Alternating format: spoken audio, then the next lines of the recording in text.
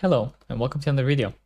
Today we're going to be looking at Keria's Karma against a Nautilus Xayah lane. So we have Ezreal Karma and Nautilus Xayah, and then here we have Graves, and then here we have Viego. So this would be pretty interesting. They have a pretty all-in lane, and we have a pretty poke lane, so should get two different game plans from each bot lane, having one. So let's see how it goes. So we open up the game, and it's like the usual level 1 where basically the two openers that supports you level 1 are either they play somewhere around here in river area or like mid lane or whatever, or they play for like these bot lane bushes and stuff. So this game he chose to do this option. And the most likely reason why is because firstly, at level 1, if you walk up into these bushes against a good player who's playing Nautilus, then there's a good chance that you just get queued and you just die. Then also, at level 2 or 1 or whatever, well, anyway, when you start laning, either way, the Karma can just ward anyway, wherever the ward is needed, so it's not too big of a deal. He's even starting with Sweeper, so he's not even going for a ward level 1, which is also fine. So we're starting the lane on strong side, which is important to note. We won't be leashing, and the jungler will be pathing towards us, so it's pretty good. So the idea in these lanes, this is kind of like the Draven guide bot replay thing that I did yesterday, where they want to find all-ins, and we want to push and poke. So yesterday we saw Draven, who was trying to find the all-ins with a Nautilus, and today we see Ezreal Karma, who are trying to prevent those all-ins. So this time both bot lanes are not leashing.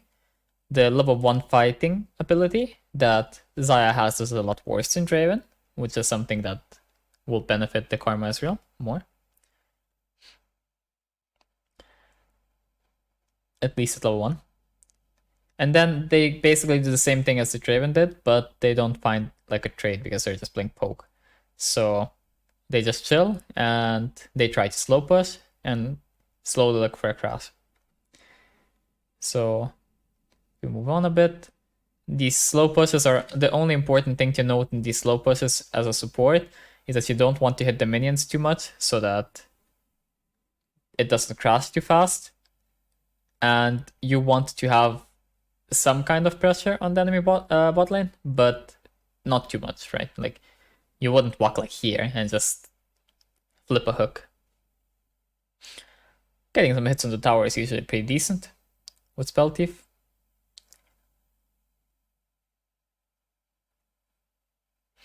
And then, now, this is very good, right?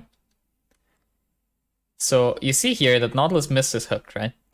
And we can know what the Nautilus hook cooldown is from looking it up on the site, but either way here, we for sure know his hook is down, so Karma can just play however she wants. So this is like an important thing to realize. Whenever the enemy waits their cooldowns as these enchanter or poke supports or anything, you legit get to play basically however you want and just walk up and hit the enemy. There isn't really much of a punishment for it. Okay. So we're still thinning the wave. Okay, that guy missed again. So now again, we can punish, but you see this time, we have a ward in the river from Ezreal or Viego, I don't know. Didn't really pay attention to that. But you see how this is an interesting thing that the enemy bot lane tried to do with the enemy Nautilus.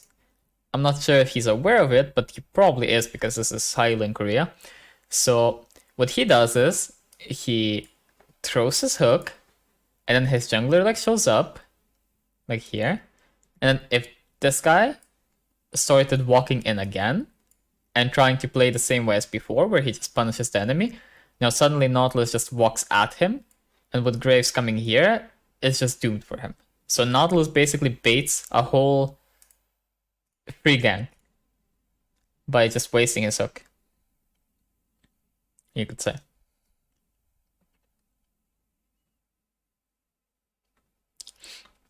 This is an interesting thing to note, where if you're playing these enchanter champs and just igniting in a trade earlier on is oftentimes going to be pretty good.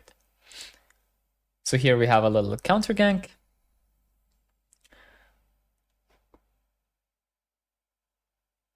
And I already looked at this because I wanted to know if the VOD would be boring or not.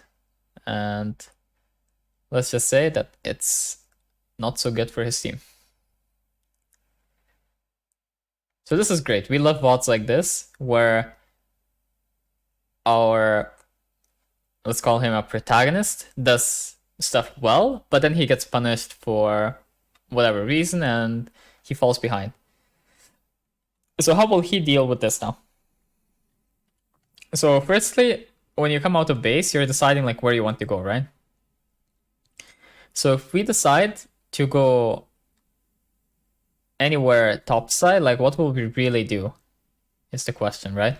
And if we decide to go bot lane, then what will we do there? So here he's thinking that he will help Ezreal cross this wave, and Ezreal can get a much better base off. The thing is, because if he just roams here, right, like he just says, well, Ezreal has no HP and we have nothing to play for in bot lane, the issue is that on this wave, Ezreal has to just recall and concede it, and then he has to like play here, and Karma has to come back, and they are so likely to get all-in by Nautilus and ganked by Graves if they do that, so not really an option. Not this time. Okay.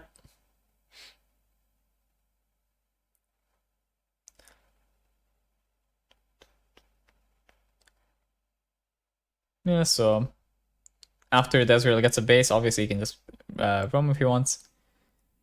There isn't really much stopping him. Like when your ADC just bases, you just roam. There's not much to say about that.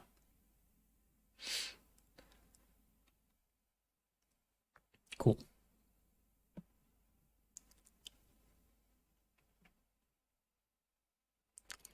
Most of this trading is just so he gets more gold on his spell thief. And now the question is still, okay, what can we do? And is top lane our win con? Top lane is probably not our win con, because how the fuck does that guy carry into Xayah? That's yeah, interesting. So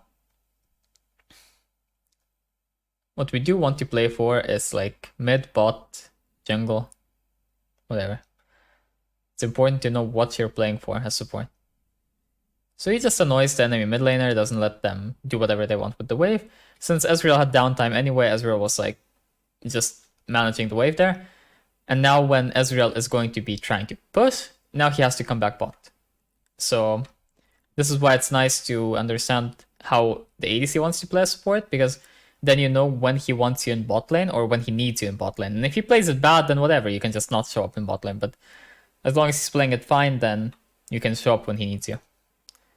So like right now, this is free again for him, because the Nautilus is a level down, the Xayah is also a level down, and they have a huge wave, so there's no way that they can get all in. Basically, even though the enemy bot lane is better all in, it just doesn't work.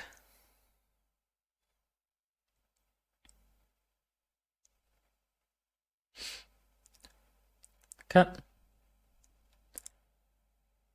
Just poking. Chilling.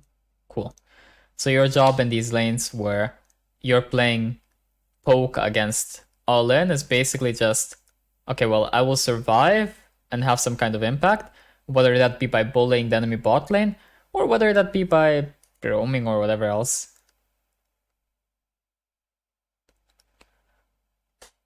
The thing is, the way that the all-in bot lane supports win is that either they, one, get some kind of push going and then they roam, and two, they can try to play for a lead in bot lane by like mostly crashing, then bouncing the wave, and then all-inning on the bounce. But if both are not available, then suddenly the melee support is kind of useless. I mean, he can roam and just leave his ADC alone, but that might not end well either. So while the Karma herself didn't really make this happen, she didn't really do anything here, the thing that she does do is she denies enemy support from having any impact. And then she will scale well anyway.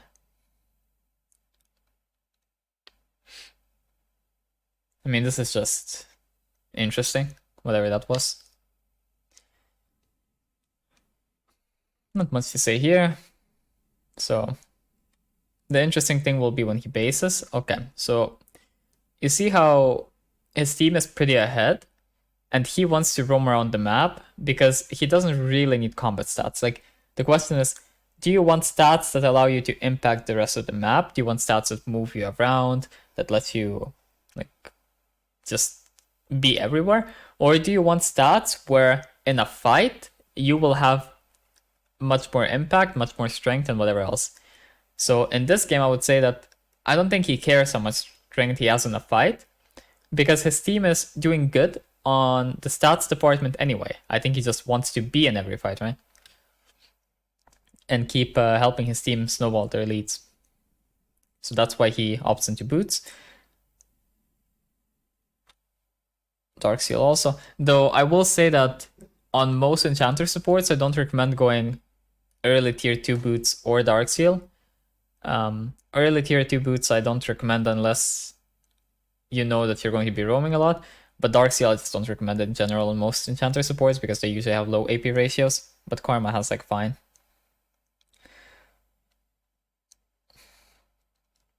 So yeah.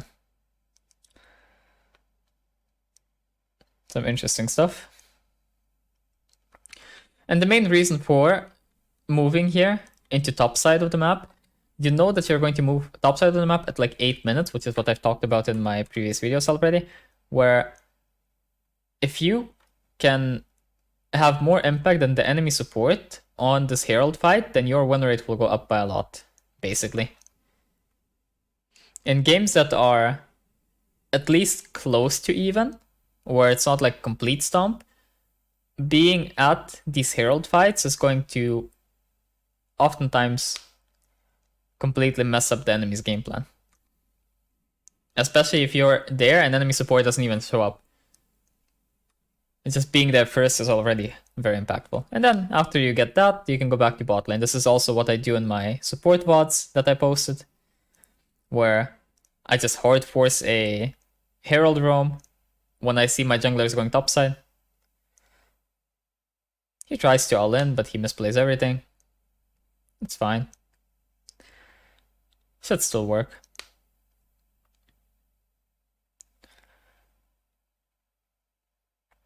He's World's finalist and he still misplays, so it happens to everyone.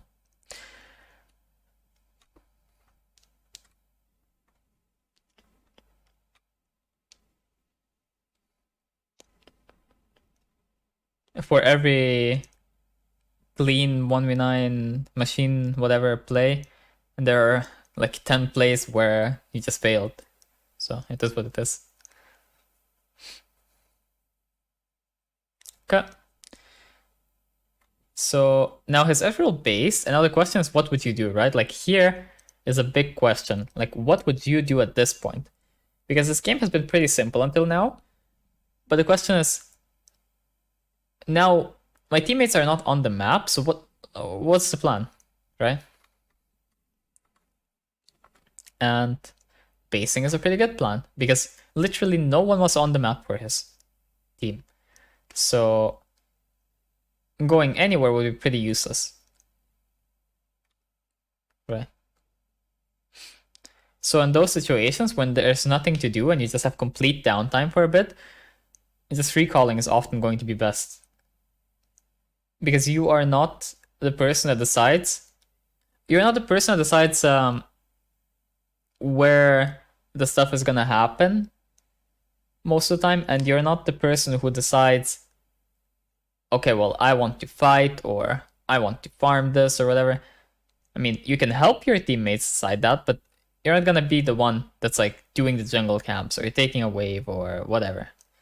You're going to be the one that either calls for your teammates to do that, or you're going to be the one that ends up showing up to the fight first and impacting the fight in a way where it becomes a win. I mean, you can also like engage for a team or something, but the point is just that you're not going to make solo play. Like, if your teammates aren't gonna come, then you're not going to do solo stuff most of the time. It's pretty unlikely. Obviously, there are exceptions to everything, but yeah. Yeah, so as I said, again, when you have downtime, you do stuff like this. Let's go with another VOD now. So let's look at a double ranged matchup, because we just looked at the range against melee and you don't really get to interact too much. So this time, he does look for one of these level 1 wards. I believe that the reasoning here is that the enemy bot lane has a bit better of a level 1, so he's thinking that they will probably get a bit pushed in, and because of that, he's picking the closest push to place the ward in. This is something I talked about with wards, where if you think you will be pushing, then warding the last push can be beneficial. If you think that the lane is going to be kind of even, then the middle push, and if you think you're going to get pushed in a bit, then the first push. This also lets him know if the enemy warded the last push, which is fine. Okay, so it looks like we're going leashless and playing Lucian Nami into Aphelios Lulu. In this lane, they should be a bit stronger level 1 because they outrange us, and Lulu is pretty strong. But in this lane, the basic idea is that we have a heal, so trades that go into HP bars are pretty good for us, but they have a shield, so trades that don't end up going into HP bars for them are going to be really good for them. Pretty much. Okay, so both supports are also hitting the wave, as you can see. So this is because both of them understand that contesting level 2 is not something only the ADC has to do. So right off the bat, we have a more interesting game than before because we have double ranged interaction rather than just like some kind of a macro idea, right? So when you're playing ranged champions or against ranged champions, the basic idea is that they have like circles around them, right? And where those circles interlap, I don't know, here? Well, either way, where the circles cross, that's going to be the biggest danger zone for you. But on the outer edges of circles, like say here and here, that's going to be the biggest 1v1 chance you can get with a champion. So in this trade, you can see that he gets traded on by bow because of the approach angle, right? Like, I don't know, like let's say that her range is like this and his range is like this or something, and he ends up being in the crossfire. It's kind of fine because of the way Nami's kit works, where her W can bounce. And if he can trade HP with support, with the ADC, then it's beneficial even if he loses the trade.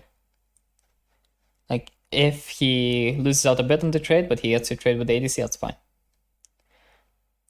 Okay, this is mostly a bait right now, like they're just like kind of overstaying it for the bait. But it's not that bad anyway, because when this happens, okay, so we look at this, right? And I think Lulu shielded herself for whatever reason, who knows why. And then Jin gets a turn, and yeah.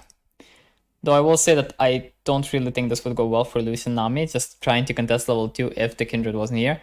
But since the Kindred decided to do 2 camps into bot lane, it ends up pretty well for them. But they kind of baited it also, so that is something to note. Okay, so this time we have a bot that went a bit better for him early. Cool. He looks for more poke here, but the thing with this poke is that he is walking up so that the wave will crash and also so the Lucian can base. Like, he doesn't want to let the enemy break Lucian's base or to hold the wave.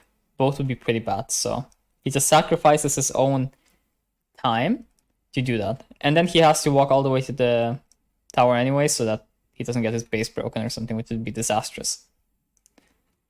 Okay, so now the question is, do you think you need to go bot lane or not? Enemy waves are going to be pushing back in. So the main threat here is, can they dive my ADC? And if not, then topside is also an option, right? But is there also a reason to go topside? That's the question, right?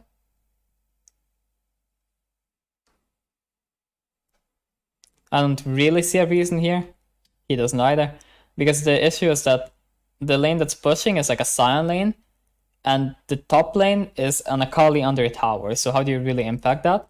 And also diving is actually a possibility for the enemy bot lane. So yeah, going here is fine. And also we're playing Lucian Nami, so playing for lane isn't too bad.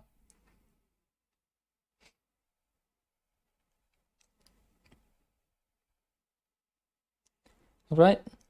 So we want to thin the wave, right? Same thing as in every one. Like in every one of these spots that I'm going to do and that I have done, things will always overlap because League is always the same game. So the same base plans always show up. The question is just the concept and the application. It's just contextual. Okay, and Kha'Zix does show up around here. Cool. So we can see Kindred is getting zoned off by the Sion. By Rascal. That man. That man is crazy. Absolutely crazy. Okay. So when the enemy bot lane is playing like this is kind of like a danger sign. It's like, okay, well, are they gonna dive us or what? What's going on here? The one good thing we do have is that our Kindred is bot side, and she might come, but our Kindred is getting ganked by the Kha'Zix. So now Kha'Zix is full HP and Kindred is like 1 HP, but at least the enemy bot lane and jungle shouldn't have a timing to dive us, right? Because they won't have a wave by the time when they would try to do that. So we should be safe for now. Cool.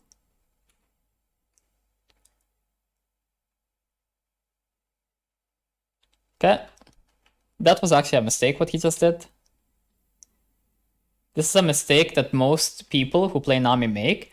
This is also what I talked about in my Nami VOD. Literally, Keria world finalist making the same mistake. If you self-cast W, it's longer range. Are you going to base right now and your HP doesn't matter? Well, why are you popping a potion then? So you can't say, ah, well, he's thinking, I will just base and I don't care about my HP. Why are you popping a potion then? Don't pop your potion then. So if he's popping his potion, obviously he cares about his HP. So you can't say that the 10 damage that he loses by self-casting W is the reasoning. So here, very easily, he can just click or something and then self-cast W and reach that guy. There's no way I can do anything.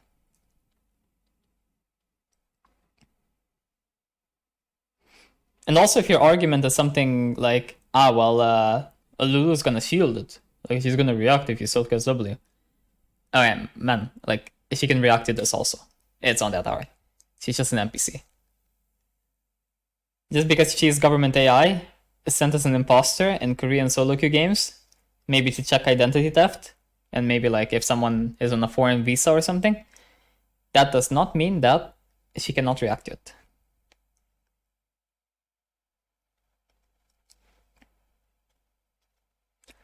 Okay, so the lane keeps being kind of messed up, where Lucian has no mana, we're getting poked down a little bit, but at least enemy is losing some resources as well. The issue though, still, is that anytime they build up a big wave, suddenly danger signs go off, an alarm starts, we start shaking and foaming from the mouth and thinking that we're getting dove. So that is just not good. Not good at all. Disastrous lane.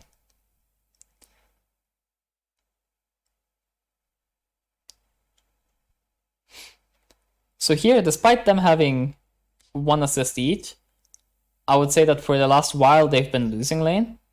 But the thing is, this is the concept of temporary versus permanent advantages, where if they get out of this state, right, and they get to base and whatever, Lucian has a call, and they're going to rush their mythics and be really strong. And that's going to be a permanent advantage. But currently, in the lane itself, the enemy bot lane has a temporary advantage, which they need to transfer somehow into a permanent one. So transfer it into gold, XP, whatever else.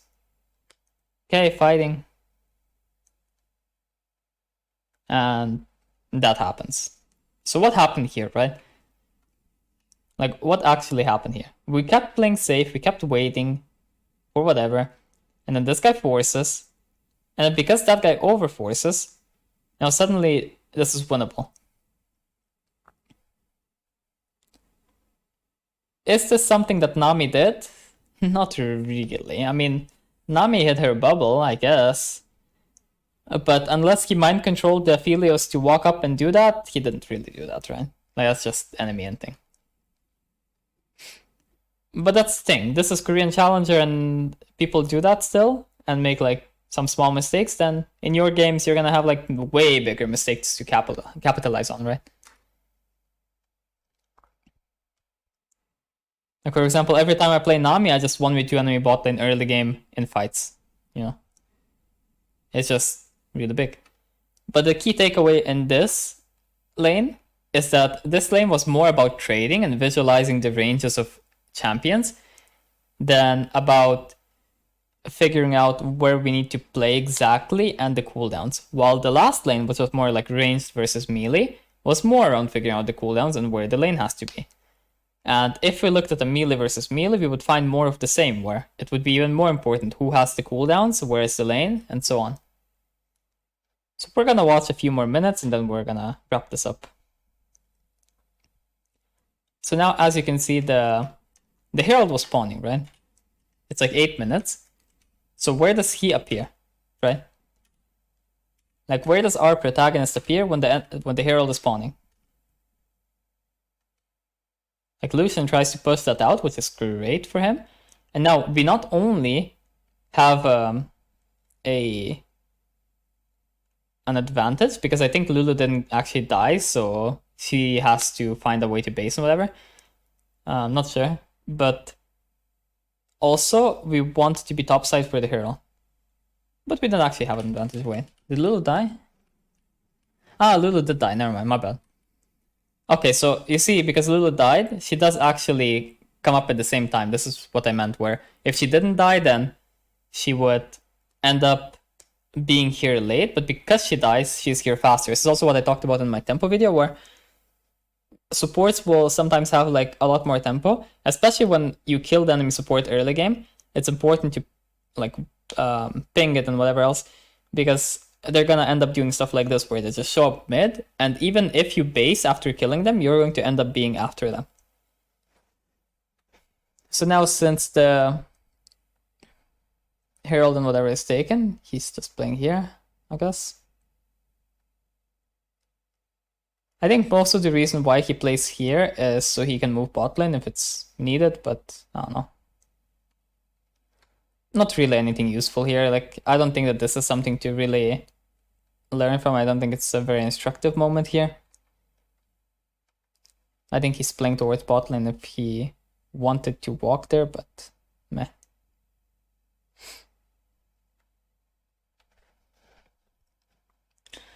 Not sure. I think playing towards herald for a bit and just checking it and maybe fighting a fight would be better. But yeah, when he walks bot lane, they just get 2v2 kills, which is interesting, to say the least. Not much interesting happening here.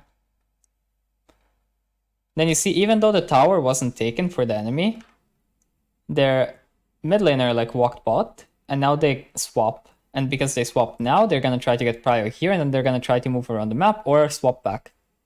Basically, the two main game plans with that. So sometimes you can keep the mid laner in bot lane and just swap early, which can also be something. Like swap before tower, but not like 6 minutes or something. I just mean early as in like before you take the tower. And you can get advantages that way. So yeah, a bit of pushing, a bit of that, a bit of that. And they actually did do that this game, where they swap before the tower and they just stay mid for the rest of the game, which is pretty cool. And now, since they have this combo where they have Gale Force Mandate, maybe they had it on last base already. Did they? Yeah, they did. So basically with this combo, you just kind of like go in and one-shot. That's the idea, pretty much. Like the Lucian just goes in and one-shots. And from this point onwards, it shouldn't really be interesting in terms of laning. But yeah, that's basically support laning. And the rest of it is kind of like micro and specific, because you have to realize that champions have different ranges, different kits, whatever. If you played against Renata instead of Lulu, then you would be careful for her shield plus damage poke combo. If you play against Lulu, you're more careful against her damage. If you play against like Janna, you're more careful against her tornadoes and the big E shield, and so on. So that's more specific, but the general plan with these champions is kind of like this. Okay, well, that's the end of this video. If you enjoyed it, then like and subscribe, and comment what your favorite takeaway from this video is. And if you didn't enjoy it, then let me know why. See you next time.